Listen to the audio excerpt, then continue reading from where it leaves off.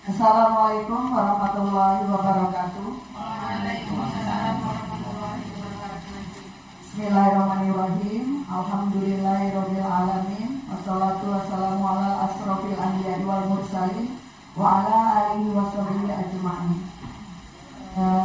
Yang terhormat kepada Bapak Sekolah SMA Negeri 1 Candipuro, Bapak Zainul Farid SPD, dan yang terhormat kepada Ibu Wakapurikulum SMA Negeri 1 Candipuro, Ibu Rika Nuryulinda SPD MPD, dan sekaligus sebagai presenter dalam kegiatan presentasi hari ini, yaitu akan memperkenalkan kepada rekan-rekan guru atau teman sejawat berkaitan dengan budaya positif yang akan diperkenalkan oleh beliau nanti berdasarkan pemaparannya. Mari kita saksikan dan dengarkan bersama-sama materi modul 1.3 kaitan aksi nyata yang dilakukan oleh Ibu Rika Nuryulinda berkaitan dengan budaya positif. Mari kita simak bersama-sama. Kami persilahkan kepada Ibu presenter kita selaku calon guru penggerak angkatan 9 akan menyajikan aksi nyata modul 1.4 budaya positif. Silakan Bu Rika.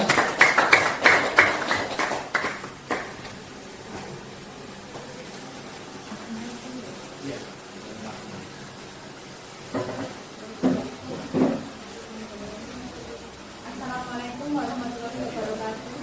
Waalaikumsalam warahmatullahi wabarakatuh.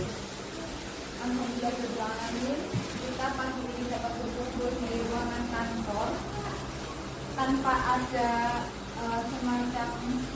tanpa ada semacam undangan. Tetapi memang ini acara diseminasi atau pengimbasan yang dilakukan sudah diawali oleh Bu Maningsih Nemu pada hari Selasa ya Bu ya.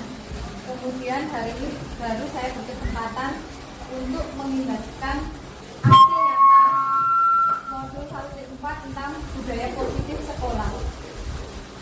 Nah, yang terhormat kepada Bapak Zainul Farid selaku kepala sekolah SMA Negeri 1 Candipuro, yang saya hormati Bapak Selamet MPD selaku Wakil Kepala Bidang Humas, dan Ibu Bapak Dewan Guru serta staf tata usaha yang saya hormati, dan juga Bapak dan Ibu guru hebat SMA Negeri 1 Candipuro. Yang pertama-tama kita panjatkan puji dan syukur kehadirat Allah Subhanahu wa taala yang telah meridhoi kita semua sehingga dapat berkumpul di tempat ini, serta salawat dan salam pada junjungan Nabi Muhammad SAW. Mudah-mudahan syafaat beliau dapat kita nantikan dan kita rasakan di yaumil akhir. Nah, Bapak Ibu, aksi nyata yang sudah saya kerjakan dan juga oleh Bu Maningsih Nemu ini sudah menyentuh siswa. Nanti akan saya hadirkan video wawancara saya dengan siswa tentang penyelesaian masalah menggunakan salah satu budaya positif yang akan nanti saya sampaikan. Next aja please.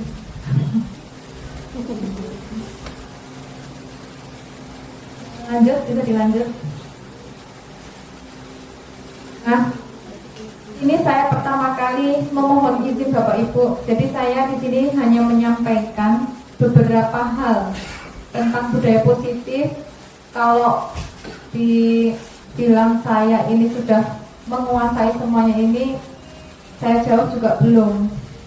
Kami berusaha, sedang berproses belajar, namun kami juga mempraktekkan sedikit dari yang kami dapatkan supaya dapat membangun budaya positif di sekolah ini mulai dari hal yang terkecil.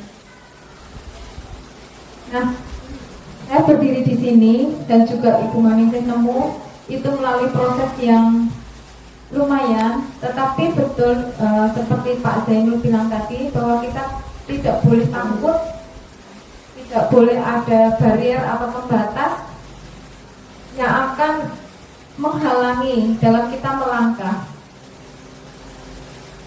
Saya CGP Angkatan 6 itu sebetulnya saya mendaftar Bapak Ibu. Kalau CGP Angkatan 3 pertama kali di Lampung Selatan itu memang saya sedang terkena COVID sehingga pendaftaran tidak saya lanjutkan. Waktu itu tahun 2020. Dan kemudian di tahun 2018 CGP Angkatan 6 yakni tahap kedua di Lampung Selatan itu dibuka. Alhamdulillah saya lolos di tahap pertama seperti Ibu Siti Muayana, tetapi saya harus gugur di wawancara karena saat itu saya kurang mengindahkan aturan. Jadi kalau misalkan ada peraturan pemerintah tentang seleksi atau apapun itu, mohon dicermati secara detail. Jadi waktu itu saya hanya wawancara di pinggir jalan, jadi asesornya kurang berkenan. Itu pengalaman yang pernah saya alami. Tapi apakah saya menyerah begitu saja dan saya akhirnya bisa berdiri di sini melalui seleksi CGP Angkatan 9, Angkatan 9. Tetapi saya diterimanya di CGP Angkatan 8. Saya parkir selama 1 tahun. Nah, inilah Bapak Ibu awal mula saya berdiri di sini dari portal gtkbelajar.kemdikbud.go.id. Jadi itu semua sudah ada di handphone Bapak Ibu, tinggal klik daftar. Selanjutnya nikmati saja perjalanannya. Baik, saya akan memulai tentang budaya positif atau ekosistem positif. Jadi budaya positif itu kalau boleh dibilang, justru saya akan bertanya terlebih dahulu dengan Bapak Ibu. Apa yang ada di pikiran Bapak Ibu mengenai istilah budaya positif terkait tentang pendidikan dan pembelajaran di sekolah? Silahkan Bapak Ibu, ada yang mau memberikan tanggapan tentang budaya positif? Silahkan. Budaya positif. Gimana Pak Kadep? Silahkan tanggapannya.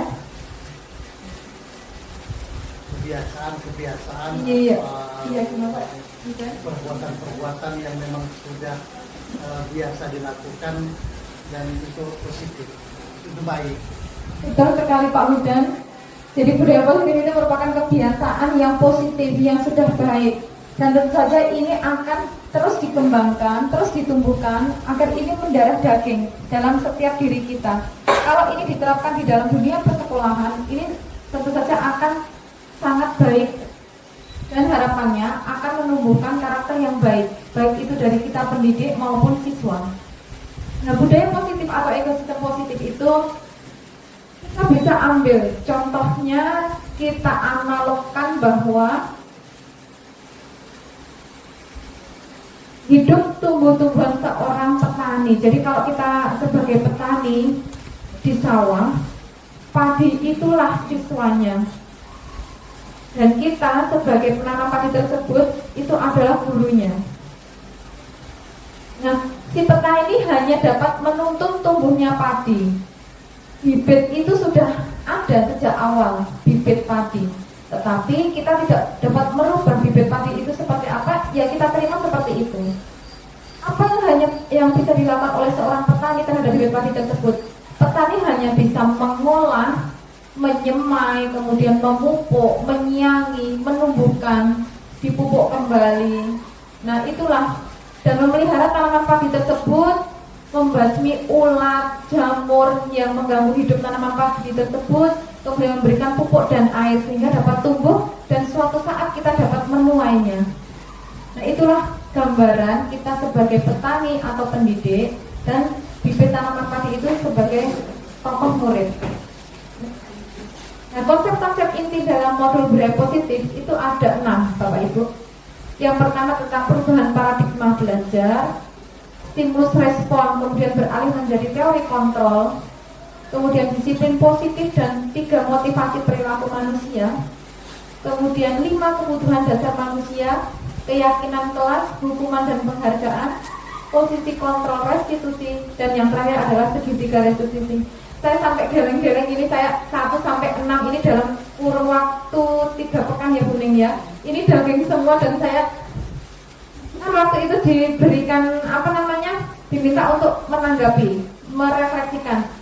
Saya sangat, yang pertama yang saya rasakan adalah takjub. Yang kedua saya merasa, berarti selama ini saya keliru, saya salah dalam menerapkan budaya positif di sekolah kita. Next, kita akan mencoba satu persatu. Nah sekarang mungkin tidak perlu praktek dengan selembar kertas, tapi coba Bapak Ibu pikirkan, kemudian apa yang bisa dipraktekkan sedikit boleh dipraktekkan.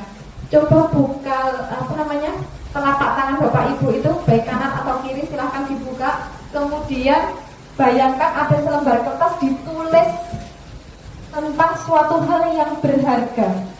Kemudian kertas tersebut digenggam oleh tangan sekuat tenaga.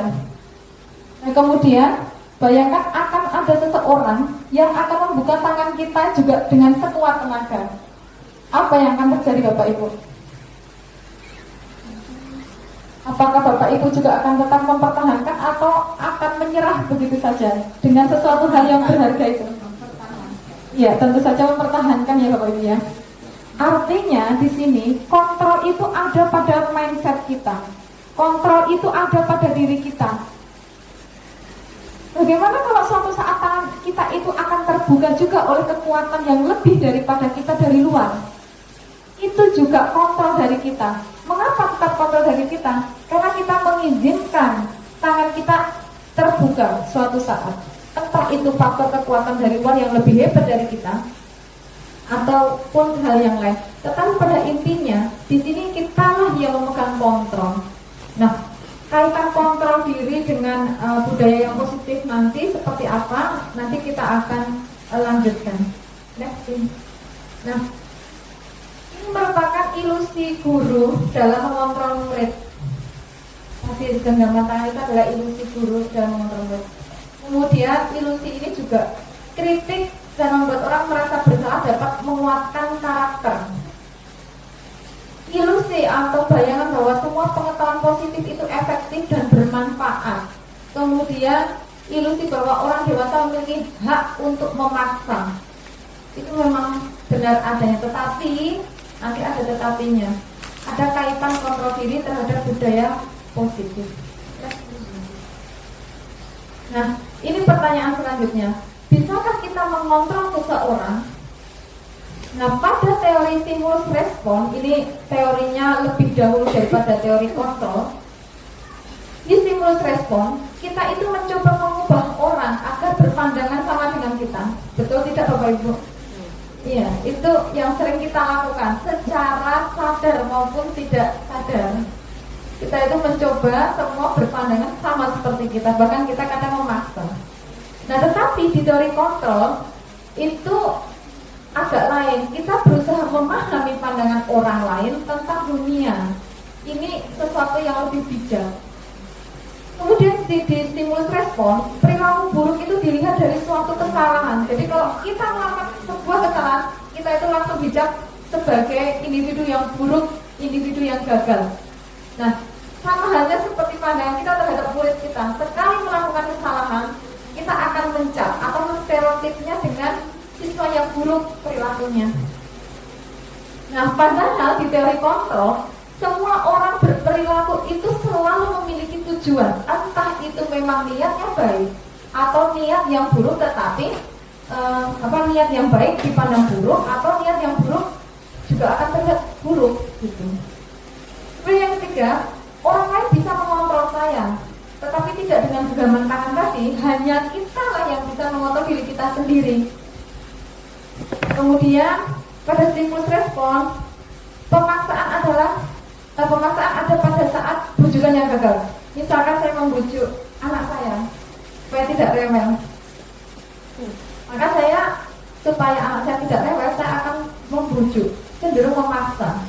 Nah, respon saya terhadap perilaku seperti itu artinya itu merupakan suatu bujukan yang gagal. Berhasil saat itu juga, tetapi tidak akan bermakna, tidak akan efektif di kemudian hari. Nah, bagaimana pandangan teori kontrolnya? Kolaborasi dan konsensus menciptakan pilihan-pilihan baru. Tentu saja ini butuh proses, butuh waktu yang berulang-ulang atau kontinu untuk menanamkan sesuatu hal yang positif. Kemudian yang terakhir adalah di stimulus respon itu hanya ada dua model berpikir, yakni menang atau kalah, baik atau buruk. Hanya ada dua macam dunia. Kemudian di teori kontrol ini model berpikirnya win-win solution atau menang-menang. Mana yang terbaik nanti sebagai solusi itulah yang akan dipakai. Next please. Nah, bila kita ingin membuat kemajuan perlahan sedikit-sedikit, ubahlah dari sikap atau perilaku kita sendiri. Kita mau mengubah orang lain, ya kita sendiri juga harus berubah. Kita menginginkan sekolah ini kita pimpin untuk maju seperti apa yang kita pikirkan. Jadi kita juga harus mulai dari diri sendiri. Nah, untuk itu kita perlu memperbaiki cara-cara untuk mengubah kerangka acuan kita. Bagaimana cara pandang kita untuk melihat dunia, bagaimana cara kita berpikir terhadap atau tentang manusia, kemudian skema pemahaman dan penjelasan aspek-aspek tertentu tentang dunia nyata. Itu perlu kita perhatikan juga sebelum kita ingin mengubah orang lain. Nah, kita mulai dengan disiplin yang positif. Nah, tapi sebelum kita memahami disiplin positif itu apa, kita perlu menanyakan beberapa hal. Bagaimana Bapak Ibu cara membuat murid kita menjadi seorang yang disiplin? Itu kan yang kita harapkan dalam suatu pembelajaran. Kita sebagai guru menginginkan siswa kita disiplin. Gimana Bu Nur? Cara membuat siswa disiplin. Mungkin Bu Nur punya pandangan.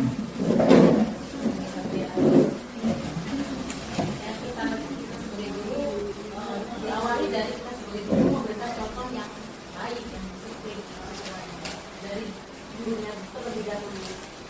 Jadi menurut pandangan Bu Nur adalah tauladan yang bisa kita berikan kepada siswa. Kemudian yang kedua, siapakah yang bisa mendisiplinkan murid? Bapak Ibu, siapakah yang bisa mendisiplinkan murid? Guru. Dirinya sendiri. Pak, sama dirinya sendiri. Bu Mimin gurunya yang bisa mendisiplinkan. Jadi supaya anak ini mau mengerjakan tugas tepat waktu ngumpulnya, guru yang harus ngoper-oper. Beberapa terus ya Bu Mimin. Ya. Tapi kalau Pak Selamat, murid berarti harus sadar diri mengumpulkan tepat waktu. Yang ketiga, apakah guru bisa mendisiplinkan murid? Nanti kita akan terus jawabannya. Atau mungkin kepala sekolah yang bisa mendisiplinkan murid dan kita? Apakah orang tuanya? Atau murid itu sendiri seperti jawaban Pak Selamat tadi? Dan mulanya nanti adalah mengapa mereka beliau-beliau ini dapat mendisiplinkan seorang murid. Kita akan lanjut ke slide berikutnya. Nah, disiplin itu berasal dari kata disiplina, yang artinya itu ternyata bukanlah hukuman.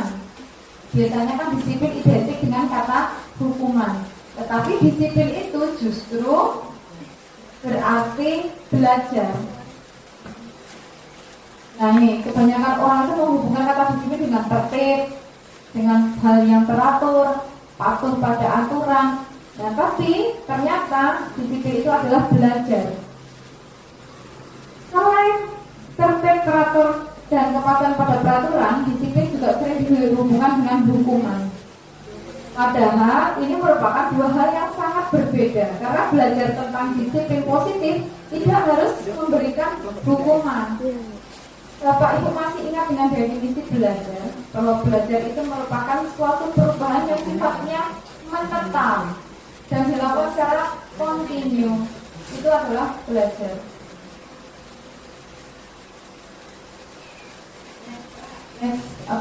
Slide ini. Nah, ini pandangan Ki Hajar Dewantara. Jadi Bapak Ibu di modul 1.1 sampai 1.2 itu kami belajar tentang filosofi pemikiran KHD. Sungguh luar biasa pemikiran KHD itu. KHD itu Bapak Pendidikan Nasional kita. Ada cerita yang sangat menyentuh dari KHD ini atau Ki Hajar Dewantara ini. Jadi ketika tahun 1942 KHD ini diasingkan di negeri Belanda. Karena politik ya, suasana politik, maka diasingkan di Amsterdam, di Belanda. Oh maaf, bukan Amsterdam, Den Haag. KHD mengajak keluarga, dia memiliki seorang putri kecil, sekitar umur 4 tahun. Nah di Den Haag itu, suasananya sedang musim salju. Saat itu Ki Hajar Dewantara meskipun diasingkan, beliau tetap produktif untuk menuliskan buku, dan di tengah-tengah kesibukannya sebagai penulis, Ki Hajar Dewantara ini dipanggil oleh si putri kecilnya tadi. Ayah, ayo kita main. Ki Hajar Dewantara tetap bergeming, tetap diam, tetap fokus dengan apa yang dikerjakan. Tapi apa yang terjadi, putri kecil tadi lari keluar pintu rumah, kemudian bermain di tengah hujan salju. Sampai di sana karena dia asik bermain, entah bermain boneka salju atau apapun itu, tetapi di luar dalam kondisi yang sangat dingin. Nah, ketika Ki Hajar Dewantara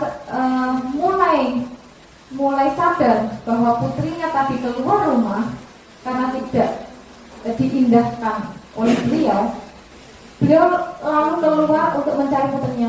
Putrinya sudah dalam keadaan biru dan membeku, tetapi masih bernyawa. Nah sampai saat itulah beliau berucap, kowe dak bakal tak senengke tak lawase. Dari situlah muncul pemikiran tentang pendidikan oleh Ki Hajar Dewantara, bahwa anak itu sejatinya haruslah selamat dan bahagia. Makanya di Taman Siswa, perguruan Taman Siswa, dan ini diadopsi dan diadaptasi oleh program pendidikan guru penggerak, salam pendidikan itu adalah salam dan bahagia. Itu karena kita senantiasa akan menghamba kepada murid, bahasanya menghamba kepada murid agar murid itu adalah selamat dan bahagia. Loh kok katanya menghamba? Apakah kita terus harus bersujud, harus manut dengan siswa? Bukan seperti itu Bapak Ibu. Menghamba di sini kita itu memfasilitasi siswa, kita itu istilahnya dilarang untuk melakukan pemaksaan kepada siswa. Siswa itu benih, kita itu petani. Kita hanya bisa menuntun, kita hanya bisa merawat. Tidak boleh mengotak-atik kodrat dari benih itu tadi. Dan bagaimana cara menuntun siswa? Menuntun siswa itu harus disesuaikan dengan kodrat si anak, kodrat alamnya, dan juga zamannya. Makanya ada gium bahwa didiklah anak-anak kita sesuai dengan zamannya. Kalau kita didik pada zaman kita lahir dahulu, itu sudah tidak sesuai, gitu ya. Nah, menurut filosofi Ki Hajar Dewantara ada istilah merdeka sejak lama tentang pendidikan ini. Merdeka itu artinya tidak hanya lepas dari perintah, tetapi kita juga cakap untuk memerintah diri sendiri. Nah inilah awal mula dari arti disiplin itu di sini. Jadi kita beranjak ke dari motivasi perilaku manusia, Bapak Ibu. Jadi yang tadi disiplin sudah dianggap cukup. Nah motivasi pada diri kita itu ternyata ada 3 jenis atau 3 macam. Yang pertama, kalau kita berangkat kerja tepat waktu, itu kira-kira kenapa Bapak Ibu? Kira-kira apa yang membuat Bapak Ibu datang ke sekolah ini tepat waktu? Anggur? Mentaati peraturan. Tanggung jawab. Bu Anggur karena tanggung jawab. Bu Ning karena peraturan. Karena peraturannya 7.30 sudah harus masuk kelas. Kira-kira apa lagi? Nario? Kenapa Pak Nario kalau Pak Nario datang tepat waktu ke sekolah? Apakah takut dihukum Pak Kepala Sekolah? Terlalu semangat mengajar. Terlalu semangat mengajar. Karena namanya? atau jangan ditegur karena nanti takut dipanggil kepala sekolah. Bisa jadi. Kenapa Pak Selamat ini kok gak datang tepat waktu? Pak Samad termakan saya. Nah, yang ketiga ini jawaban dari Bu Anggun tadi karena tanggung jawab. Nah, Bapak itu betul. Motivasi itu ada 3 macam. Yang 2 adalah motivasi eksternal, yang satu adalah motivasi internal atau intrinsik. 2 alasan tadi, yang pertama dan kedua itu ternyata merupakan motivasi eksternal. Karena kita merasa itu kita takut dihukum, takut ditegur, atau bahkan kita termotivasi karena dapat imbalan, itu motivasi eksternal. Tetapi kalau kita berpikir, oh saya ini harus menjadi seorang individu yang bertanggung jawab, itu berarti motivasinya sudah merupakan motivasi internal, sudah terbentuk disiplin diri dalam diri kita. Next please. Nah, inilah teori motivasi perilaku manusia. Jadi kita berbuat sesuatu itu pasti ada tujuannya. Sekecil apapun itu pasti ada tujuannya. Nah, tujuan dari disiplin positif itu menanamkan motivasi intrinsik atau motivasi yang ketiga tadi, internal. Nah, kalau motivasi internal itu sudah terbentuk dan terbangun dalam diri kita, mau hujan badai tidak masalah. Mau ditegur atau nanti akan ditegur atau akan ada imbalan, itu juga tidak akan berpengaruh. Harapannya murid-murid kita itu juga memiliki motivasi intrinsik, sama halnya dengan itu. Tetapi yang terlihat itu anak-anak datang tepat waktu karena takut dihukum Bu Nur, takut dijemur. Ya kan, datang tepat waktu. Jarang yang murid kita itu datang tepat waktu atau mengumpulkan tugas tepat waktu karena memang sudah merasa yakin saya memang harus seperti ini. Kalau tidak seperti ini, saya tidak akan menjadi seorang siswa yang hebat. Bisa dilanjut dulu. Nah, selain motivasi, kita juga memiliki 5 kebutuhan dasar sebagai pijakan kita berperilaku. Apa saja kebutuhan dasar manusia itu? Kebutuhan dasar itu nanti berkaitan dengan nilai-nilai kebaikan atau nilai-nilai kebajikan. Seluruh tindakan manusia, sekali lagi, itu selalu memiliki tujuan tertentu. Yang kita lakukan adalah usahakan yang terbaik. Ketika kita mendapatkan apa yang kita inginkan, sebetulnya saat itu kita sudah memenuhi 1 atau lebih dari 5 kebutuhan dasar manusia. Nah, sekarang bisa kita bayangkan kalau ada kebutuhan dasar manusia yang tidak terpenuhi, apa yang akan terjadi dengan diri kita. Nanti kita akan lihat setelah ini. Bisa dilanjut. Nah, inilah kebutuhan dasar manusia, Bapak Ibu. Dibedakan menjadi 5 hal. Yakni yang pertama, kebutuhan dasar akan bertahan hidup atau survive. Ketika teman kita COVID, selalu yang kita kita jadikan pijakan itu adalah bagaimana supaya saya bisa bertahan dengan keadaan yang seperti ini. Yang kedua adalah cinta dan kasih sayang, kebutuhan untuk diterima. Nah, ini nanti dampaknya kalau kebutuhan dasar tidak terpenuhi macam-macam. Ini kasusnya banyak di situ. Nah, kemarin siang saya di kelas 10-3 itu ngobrol dengan Iam. Iam itu ternyata sering mengejek, membuli temannya dengan sebutan nama bapaknya, bapak temannya. Misalnya, kamu Iam, kamu memanggil siapa? Bapak teman itu, Bambang.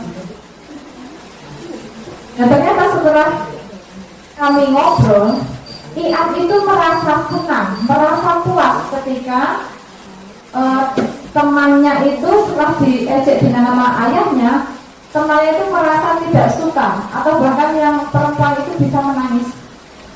Dia akan merasa puas. Nah, itu berarti Iam itu sebetulnya ada kebutuhan dasar kesenangan, kasih sayang sehingga tidak terpenuhi, dia akan melakukan hal yang tersebut, melampiaskan ke hal yang tersebut. Kemudian ada pengakuan atas suatu kemampuan, bahwa saya ini jagoan loh. Kemudian kebebasan, dan yang terakhir adalah kesenangan. Tadi merasa senang di atas penderitaan orang, itu yang sering dilakukan. Boleh next please. Ini ada contoh kasus. Ibu Ambar, guru wali kelas 2A di SD Trikahati, sedang bingung menghadapi ulas salah satu muridnya, yakni Doni. Beberapa anak telah datang kepadanya mengeluhkan bahwa Doni ini sering meminta bekal. Nah ini siapa ini yang sering meminta bekal temannya ini? Meminta bekal tetapi dengan cara memaksa. Jika kita sebagai gurunya menghadapi situasi seperti ini, apa yang akan kira-kira kita lakukan terhadap Doni? Dan kira-kira apa alasan Doni melakukan hal tersebut? Bagaimana Bapak Ibu? Kalau kita melihat siswa yang suka merebut makanan temannya setelah diselidiki oleh ibu guru. Ketika Doni ditanya oleh Ibu Ambar, yang pertama dia merasa lapar. Orang tuanya tidak membawakannya bekal. Kemudian kebutuhan dasar yang sudah bisa diberi Doni adalah kebutuhan untuk bertahan hidup atau survival. Nah, lapar ini adalah salah satu ciri dari kebutuhan bertahan hidup. Salah satu hal yang terkait dengan kebutuhan bertahan hidup.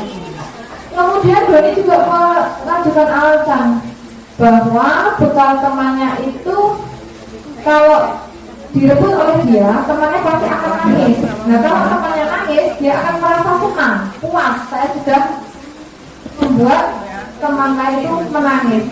Nah, inilah yang sehingga dia akan menjadi perhatian oleh teman tersebut.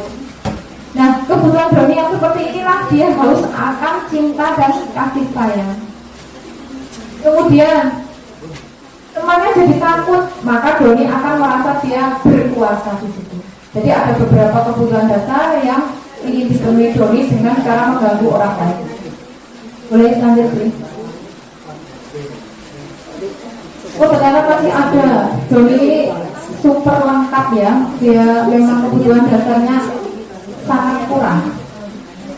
Dia juga merasa bosan sehingga dia melalui temannya. Dia juga merasa iseng. Nah, kebutuhan kesenangan tadi. Lanjut, please.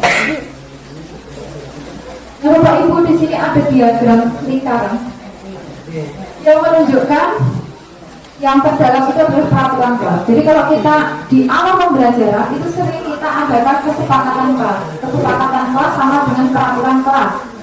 Nah, peraturan kelas ini itu selalu dipasangkan dengan konsekuensi. Kalau saya membuat kesepakatan kelas itu selalu ada konsekuensinya dengan persetujuan seluruh kelas. Nah, ketika beberapa kesepakatan kelas ini kira-kira sudah tidak ada bentuk pelanggaran, maka akan menjadi keyakinan kelas. Keyakinan kelas. Nah, keyakinan kelas ketika sudah sangat mantap, siswa sudah betul-betul yakin, itu akan berkembang menjadi lingkungan yang positif. Inilah yang dikatakan lingkungan sekolah yang positif. Apabila ini sudah terbiasa dilakukan terus-menerus, akan berdampak pada budaya yang positif. Jadi untuk membentuk budaya positif sekolah itu dimulai dari hal yang paling dalam, hal yang paling kecil, yakni membuat peraturan atau kesepakatan kelas. Lanjut. Mengapa ada keyakinan kelas, hukuman dan penghargaan? Nah, sekarang saya tanyakan kepada Bapak Ibu, mengapa Bapak Ibu dalam berkendara motor itu menggunakan helm? Supaya aman, supaya selamat, gitu kan? Nah, kemudian yang kedua, mengapa kita juga ada peraturan tidak boleh merokok di lingkungan sekolah? Di Pak Naryo. Itu kira-kira kenapa Pak Naryo? Kok ada peraturan nggak boleh merokok di lingkungan sekolah atau dimanapun juga? Karena memang di aturan pemerintah merokok itu hanya diperbolehkan 18 tahun ke atas. Oh gitu ya. Jadi Pak Naryo di atas 18 tahun boleh. Kemudian lagi gas rokok itu tidak sebetulnya boleh nggak Pak Naryo yang merokok itu? Ibu-ibu Sebetulnya boleh nggak merokok itu? sebenarnya nggak boleh. Nggak boleh. Kenapa alasannya? Mungkin karena memang di dalam kandungan rokok itu ada yang namanya apa ya, candunya kali ya ini. Sedikit agak, ya potensinya sedikit agak susah. Kalaupun yang mau berhenti butuh proses. Iya. Berdampak pada apa Pak kalau kita merokok? Pada kesehatan sih yang pasti. Kesehatan tentu saja. Nah, dua hal ini Bapak Ibu, ketika kita menggunakan helm, kita berpikir akan keselamatan, keamanan, dan ketika kita memilih tidak merokok karena alasan kesehatan, itulah hal-hal yang kita yakini. Apakah itu hanya sebuah peraturan terus kita jalankan? Bukan, tetapi karena kita sadar, kita yakin bahwa kalau kita nggak pakai helm, artinya kita tidak aman. Bisa jadi kita tidak selamat. Kalau kita merokok, berarti kita membahayakan kesehatan diri kita sendiri. Itulah yang disebut sebagai keyakinan. Jadi sampai sini Bapak Ibu sudah bisa membedakan ya, apa namanya peraturan dan keyakinan. Nah inilah Bapak Ibu contoh dari gambar ada di sebelah kiri yang hijau, yang tengah dan yang sebelah kanan. Coba Bapak Ibu, hal yang paling menurut Bapak Ibu itu judulnya kesepakatan kelas semua ya. Tetapi menurut Bapak Ibu, manakah yang termasuk atau disebut dengan keyakinan kelas? Di situ judulnya semuanya adalah kesepakatan kelas atau peraturan kelas. Mana yang sudah selevel dengan keyakinan? Apakah gambar yang hijau? Apakah gambar yang tengah abu-abu? Ataukah gambar yang paling kanan? Pak Satria jawabnya betul. Pak Satria betul jawabnya. Jadi kesepakatan kelas yang paling kanan itulah yang disebut sebagai keyakinan kelas. Biasanya dituliskan dalam kalimat yang sudah umum atau universal dan sudah mencakup beberapa peraturan atau kesepakatan kelas. Dan ketika sudah meningkat menjadi keyakinan kelas, itu sudah tidak ada konsekuensi Bapak Ibu. Karena keyakinan kelas itu harapannya dan memang kecenderungannya siswa sudah tidak melakukan pelanggaran. Karena apa? Dia sudah menyadari dalam dirinya. Gitu. Boleh lanjut?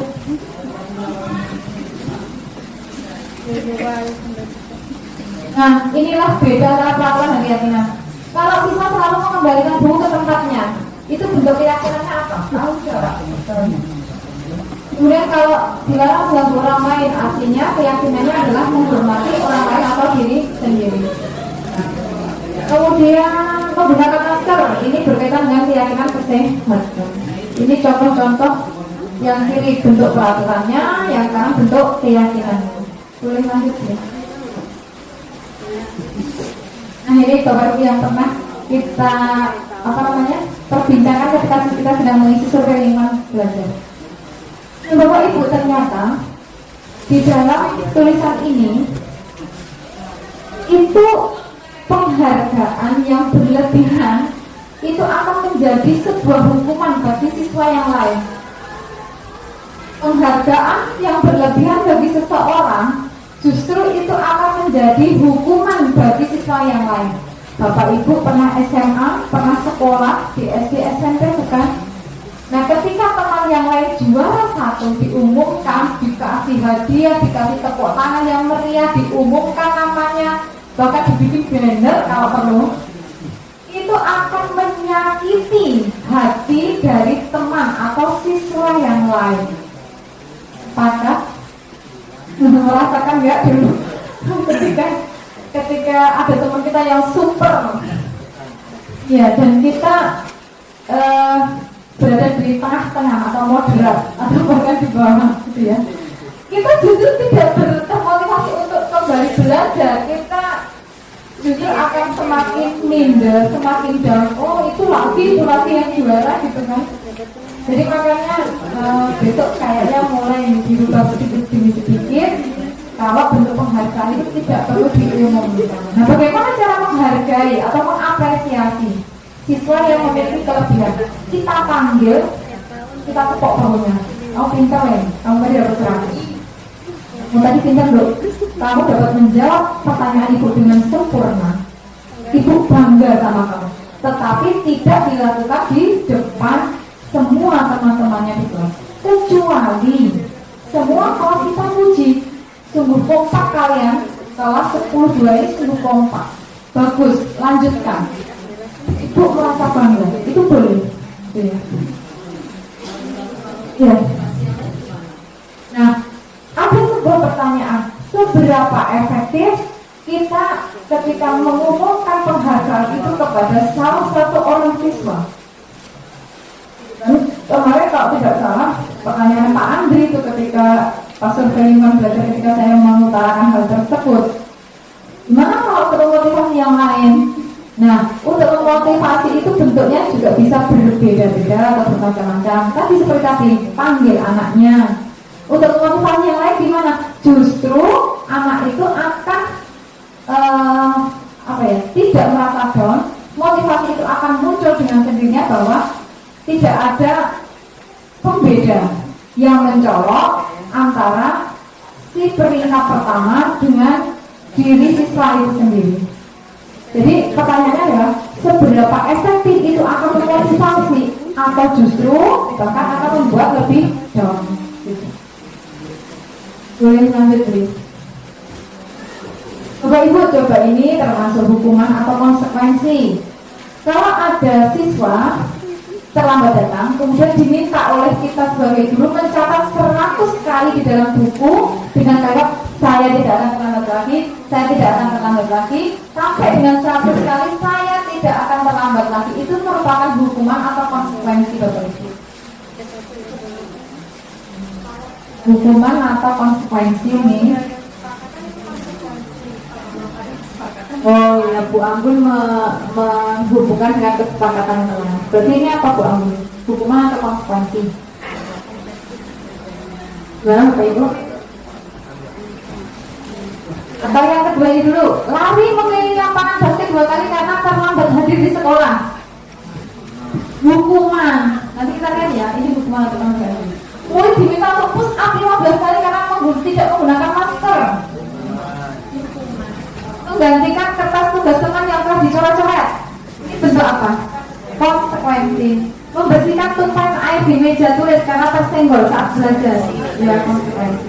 Meminta murid tidak mengenakan sepatu seharian di sekolah karena tidak mengenakan sepatu hitam. Mana atau konsekuensi? Kita lihat ya. Yang paling bawah nggak terlihat ya, ya. Ini, yang paling bawah itu kalau nggak salah. Ketika hadir terlambat di mata pelajaran taksila, olahraga berarti ya, maka siswa itu akan keliling lapangan 2 kali. Itu bentuk hukuman atau konsekuensi? Nah, pemberian hukuman, belum konsekuensi. Kita lihat. Kita lihat slide selanjutnya, please. Ini ada jawabannya.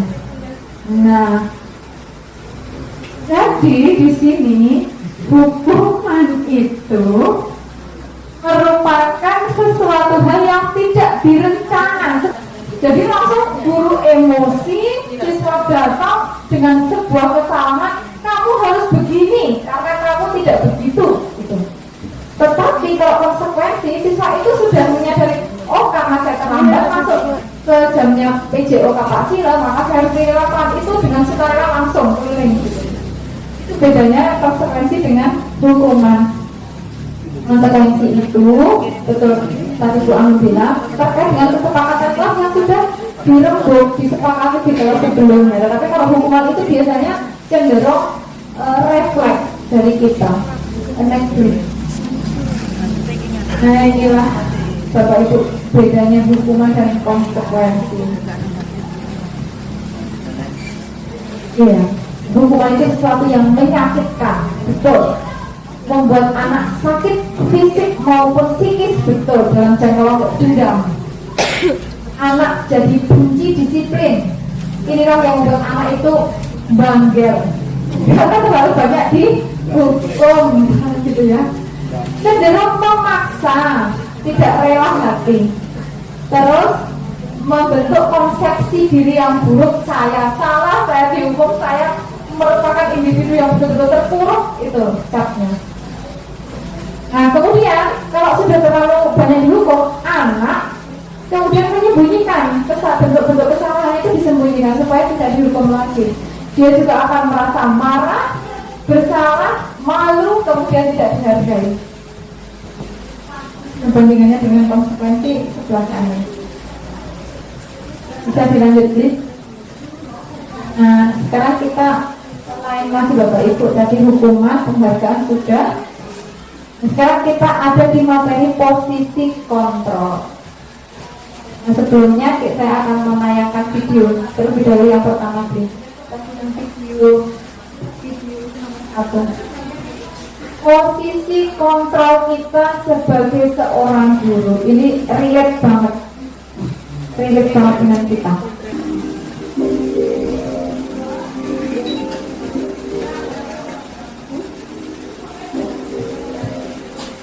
Nah, sini kamu. Selamat pagi Bu. Selalu terlambat. Siapa ya? Kamu deh, pasti terlambat. Maaf Bu, saya Apa? Apa coba? Alasan kamu apa lagi? Kapan sih kamu tidak terlambat? Malas sekali ya kamu jadi anak. saya Dasar pemalas. Gak kapok sih kamu. Sudah berapa kali terlambat? Sana, kamu keliling lapangan basket 2 kali. kenapa saya harus ke lapangan basket Bu? Kenapa? Kamu malas ibu. Berani-beraninya jawab. Sudah terlambat, masih berani jawab enggak? Sekarang, keliling lapangan basket 5 kali sekalian. Biar kapok. 4. Pergi sana ke lapangan basket. Posisi tempuk ya. Stop dulu. Kira-kira Naren ini siapa Bapak Ibu di sekolah kita? Oh ya, Narennya, iya. Narennya ini siapa? Ada ya. Saya belum mereka yang jelas. Nah, ini saya lakukan Bapak Ibu ketika jadi guru di awal-awal ini saya, bahkan sampai sekarang pun saya. Ini adalah namanya posisi kontrol penghukum. Ya. Kita sebagai guru ini, posisi yang seperti ini disebut sebagai posisi kontrol penghukum. Cenderung membentak-bentak, ini Bapak Ibu maaf yang di kolom sebelah kiri ini. Guru itu biasanya menghabis, menunjuk-nunjuk, menyakiti, menyindir itu. Biasanya kata-katanya gimana? Kalau kamu tidak melakukannya ya, awas kamu gitu. Rasakan gitu kata-katanya. Nah, hasilnya apa itu gimana dampaknya? Nah, siswa akan justru cenderung memberontak kembali, menyalahkan orang lain dan kemudian berbohong untuk menutupi kesalahannya, karena nanti pasti dia akan kena hukuman, bukan konsekuensi tapi hukuman. Maaf gitu ya, ke bawah lagi. Pasti murid akan berkata, biarkan saja, nanti juga malah lagi, itu tanggapan muridnya. Dampaknya adalah, dampak secara lebih lama adalah siswa akan mengulangi kesalahan yang sama, mendendam, bahkan memberontak. Itu tadi contoh si Naren terlambat tadi ketika berhadapan dengan guru tipe penghukum. Beri contoh yang nomor 2, tadi menunjuk berapa? Silakan Bapak Ibu untuk mengamati yang ini.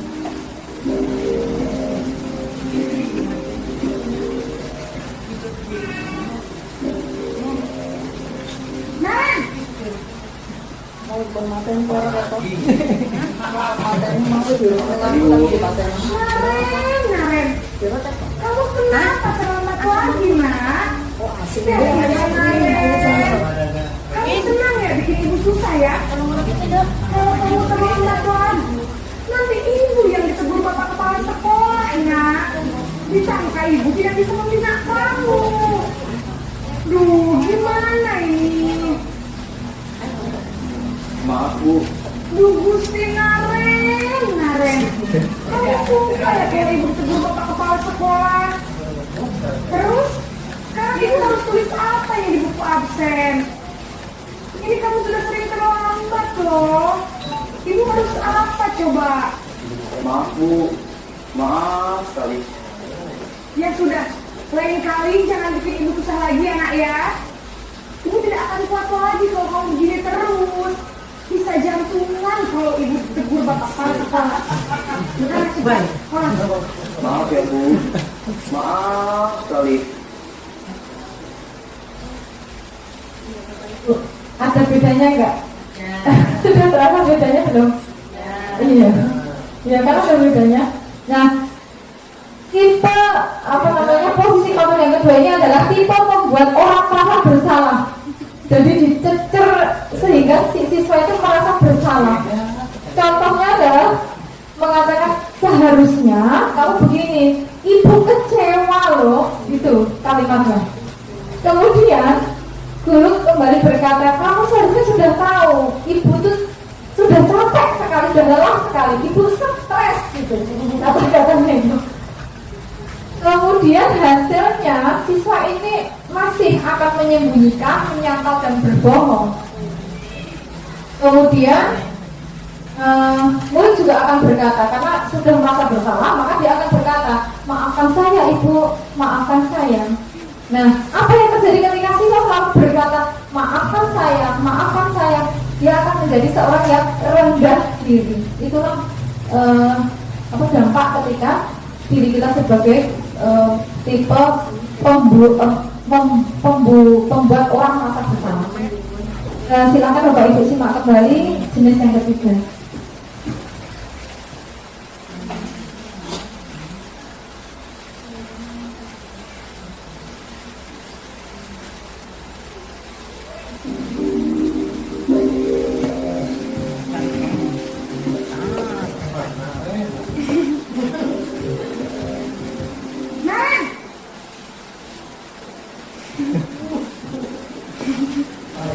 Selamat pagi Bu.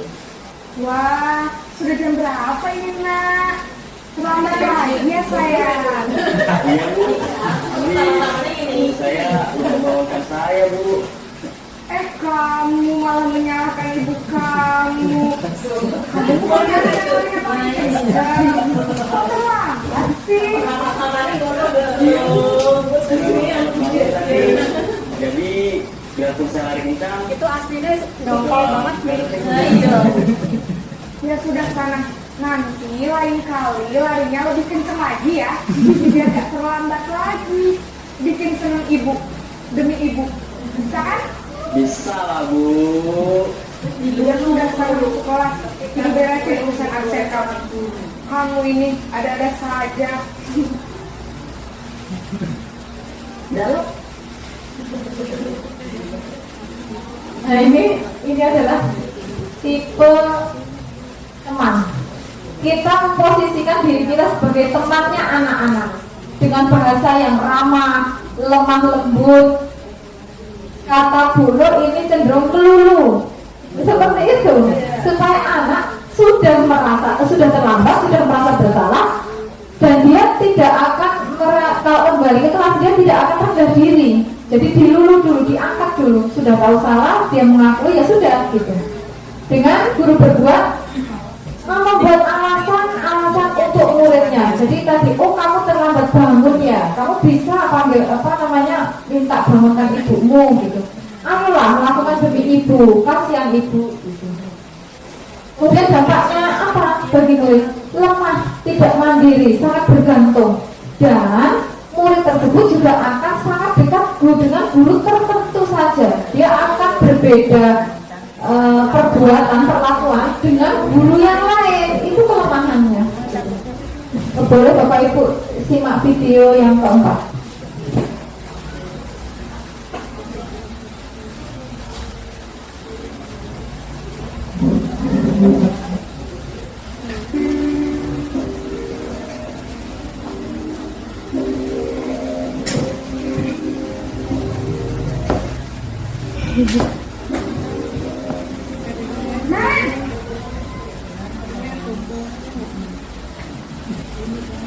Selamat pagi Bu.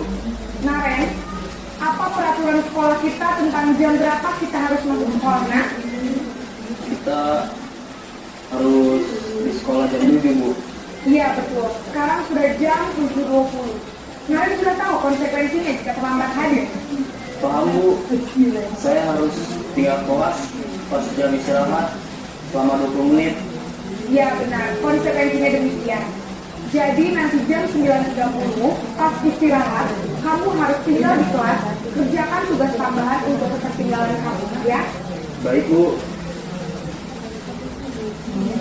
Ya Bapak Ibu, ini adalah posisi pemantau. Selalu guru itu membenturkan dengan peraturan-peraturan yang ada dan tentu saja dengan konsekuensinya, sehingga murid itu ketika menjawab saya bersalah ini, konsekuensinya ini, dia juga akan melakukan seperti sesuai pada konsekuensinya. Nah, dampaknya apa bagi murid? Murid itu selalu menitikberatkan pada sanksi atau hadiah yang diberikan ketika perbuatannya itu dilakukan untuk dirinya sendiri. Itu adalah tipe pemantau. Selalu dibenturkan oleh peraturan-peraturan, selalu diingatkan oleh tata tertib. Dan yang terakhir Bapak Ibu silakan disimak tentang posisi yang terakhir, posisi control manager.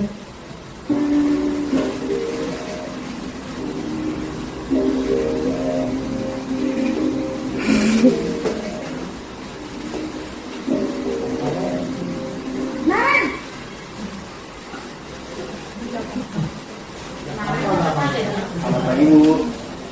Selamat pagi, Naren. Maaf Bu, saya terlambat. Iya, sekolah masuknya jam 7, sekarang sudah jam 7.20. Jadi sekarang bagaimana ini, Naren? Maaf Bu, saya lupa soal saya semalam. Baiklah, menurut kamu, keyakinan sekolah yang mana yang perlu kamu tingkatkan? Menghargai diri sendiri dan orang lain mungkin ya Bu. Setuju. Jadi, apakah Naren meyakini prinsip saling menghormati tersebut? Iya Bu, saya meyakininya. Apakah Naren bersedia memperbaiki masalah keterlambatan ini? Bersedia Bu. Bagaimana kamu akan perbaiki masalah keterlambatan ini? Saya akan coba untuk tidak lupa menyetel alarm saya Bu. Baik, kalau Naren lupa menyetel alarm di rumah, ada orang yang kira-kira bisa bantu mengingatkan tidak? Ada Bu, kakak saya, Kak Emma. Ada lagi selain Kak Emma? Selain Kak Emma, ada ibu saya. Baik, jadi yang mengingatkan Naren adalah Kak Emma dan ibu kamu ya. Kira-kira akan mulai set alarm kapan Naren? Setelah pulang sekolah, akan segera saya lakukan. Baik, jadi Naren akan setel alarm untuk bangun besok pagi dan akan diingatkan oleh kakak dan ibunda Naren ya. Ada lagi yang mungkin perlu dilakukan Naren agar tidak terlambat bangun lagi. Tidak ada Bu. Baik Naren, terima kasih untuk kerjasama kamu. Sekarang kamu perlu kembali ke kelas untuk belajar. Baik Bu, terima kasih. Baik, ini adalah posisi kita sebagai manajer. Dari kelima posisi ini, menurut Bapak Ibu, mana, pilih yang mana untuk memposisikan diri kita sebagai pendidik terhadap siswa yang melakukan kesalahan?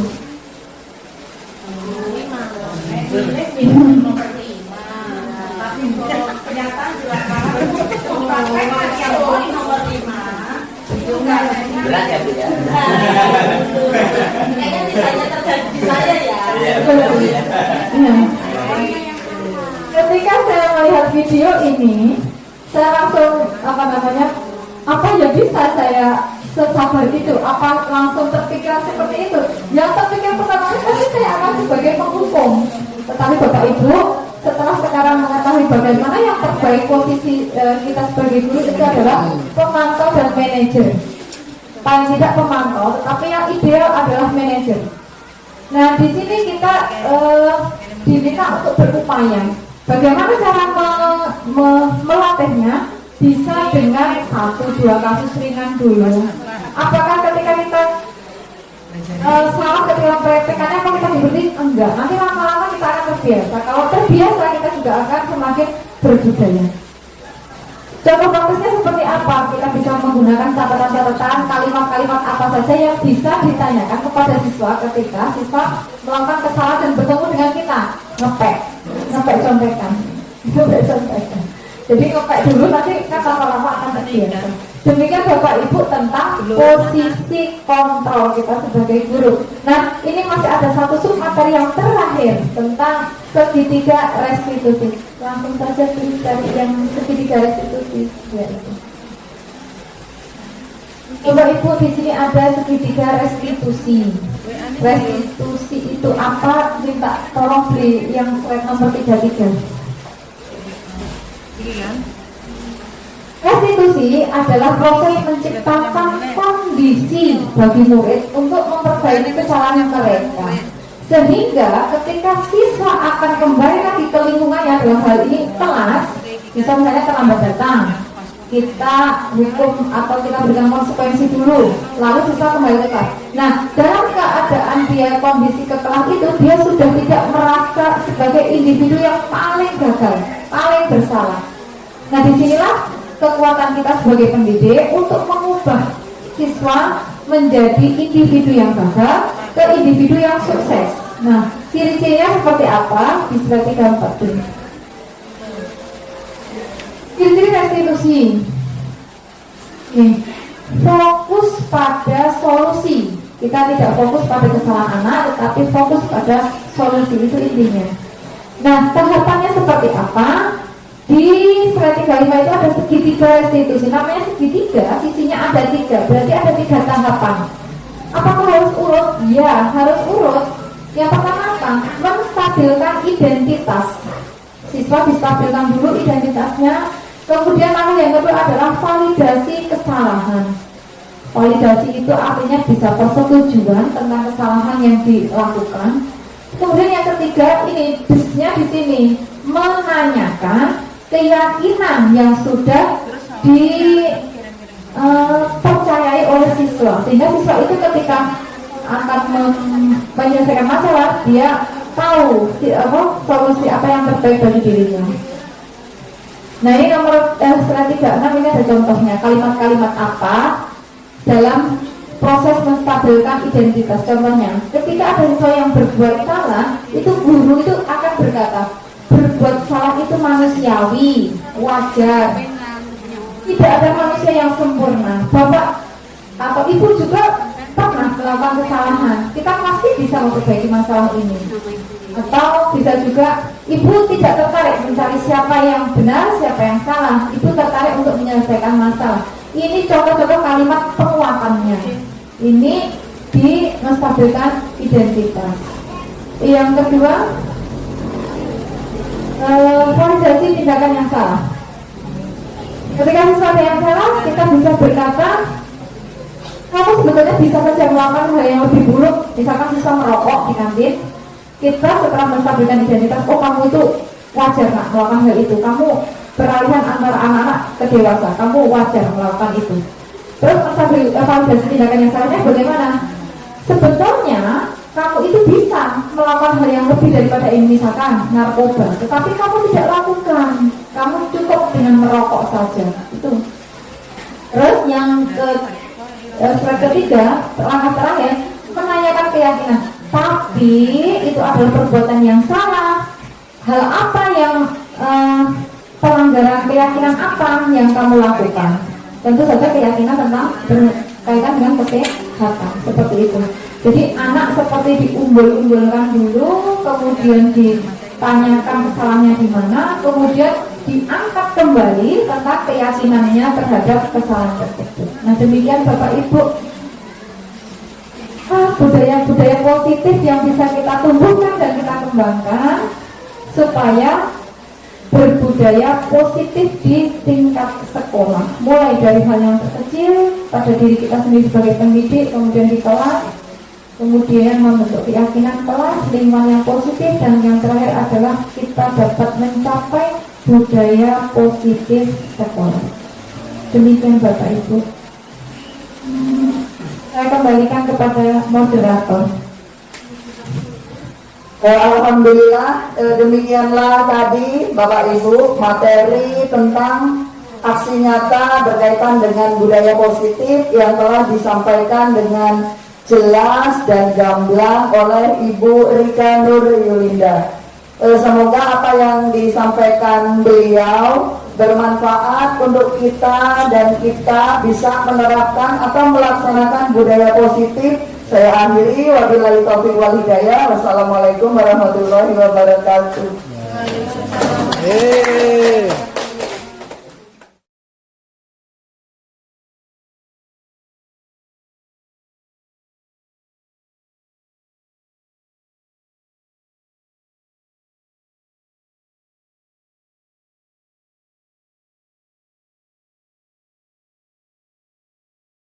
Iya. Tadi ibu dengar loh dari Nana, kamu marah-marah sama Nana, bahkan kamu mendorong tubuh Nana. Apakah itu betul? Iya Bu, tadinya saya kesel banget sama si Nana, jadi saya dorong aja biarin saya jatuh. Memangnya Nana ngapain kamu? Masa dia ngejekin saya pakai nama orang tua mulu sih Bu? Kan malu. Oh gitu, wajarlah kamu kesal kalau sampai melakukan hal itu. Mungkin kalau ibu di posisi kamu, ibu juga akan melakukan hal yang sama. Pasti kamu berbuat itu ada alasannya, ya kan? Apa alasannya? Alasannya yang dia selalu ngejekin pakai nama orang tua gitu Bu. Misalnya nama orang kamu gimana maksudnya? Yang kayak misalnya saya lagi diam aja terus dia kayak ngata-ngatain bambang kayak gitu kan malu Bu. Oh iya, wajar kan kamu buat seperti itu. Kamu tidak rela kalau nama orang kamu dijadikan bahan ejekan kan sama temanmu. Iya. Nah, ibu sangat menghargai tindakan kamu ini. Bahkan kamu seharusnya bisa berbuat lebih dari ini. Misalnya memukul. Sekarang coba kita pikirkan bersama. Tindakan kamu yang marah sambil mendorong Nana seperti ini, apakah sudah sesuai dengan keyakinan kelas kita? Tidak Bu. Menurutmu keyakinan kelas apa yang sudah dilanggar? Menghormati antar teman. Oh iya betul. Menurutmu menghormati antar teman itu penting nggak, Nay? Penting. Baik, kalau menurut kamu itu penting, jadi keyakinan apa yang harus kamu lakukan saat kamu sedang marah? Mungkin saya akan lebih sabar untuk menangani teman-teman yang seperti itu. Ya, kamu bersedia memperbaiki masalah ini? Bersedia. Ya. Apa yang kamu lakukan untuk memperbaiki masalah ini? Kalau dia mengulangi hal tersebut mungkin akan saya serahkan kepada wali kelas. Oh iya betul sekali tindakan itu Naiza. Tetap kontrol diri ya. Sekarang Naiza boleh pulang. Jangan lupa besok ketika bertemu dengan Nana, kamu minta maaf. Ya. Terima kasih Nay. Ya, sekarang kamu boleh pulang.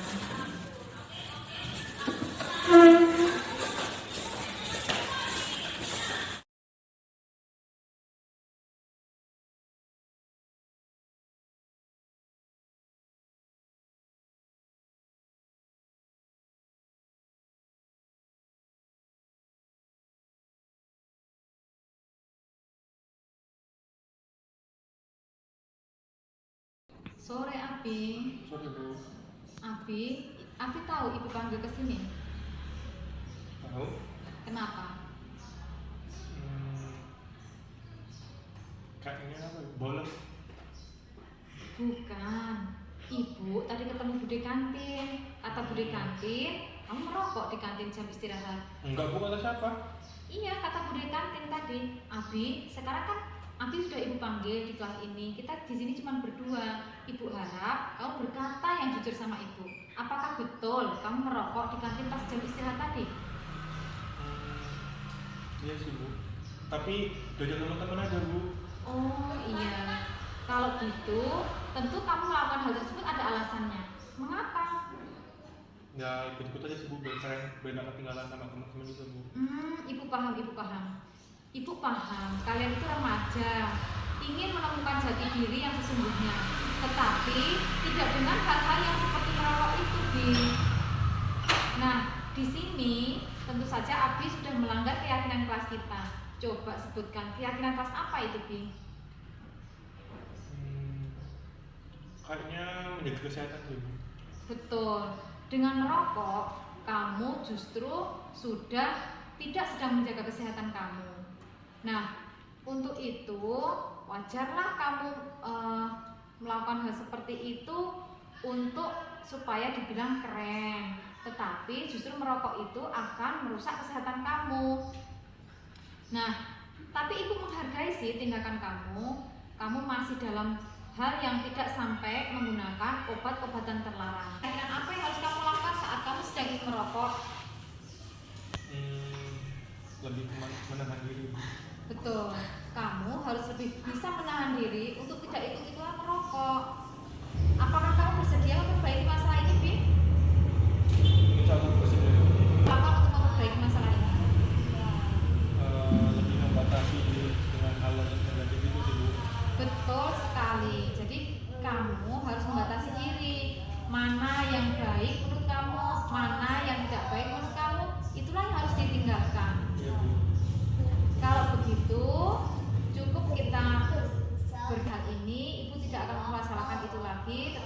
kamu harus janji dengan diri sendiri bahwa menjaga kesehatan itu penting. Jadi ya, baik. Silahkan Api sekarang boleh pulang, dan ingat jangan sekali-kali merokok, apalagi di lingkungan sekolah ini, ya. Ya, Bu. Baik, kalau begitu Api boleh pulang. Makasih ya, Bu. Iya. Maaf banget loh, Bu.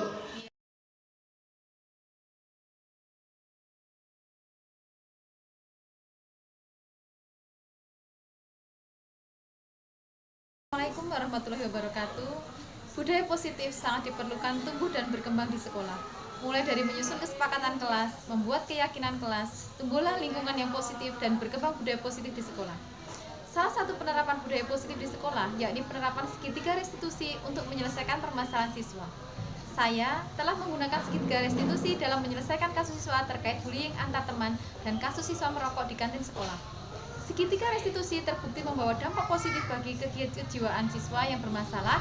Siswa tidak menjadi siswa yang gagal, namun tetap menjadi diri seperti sebelum terjadi masalah.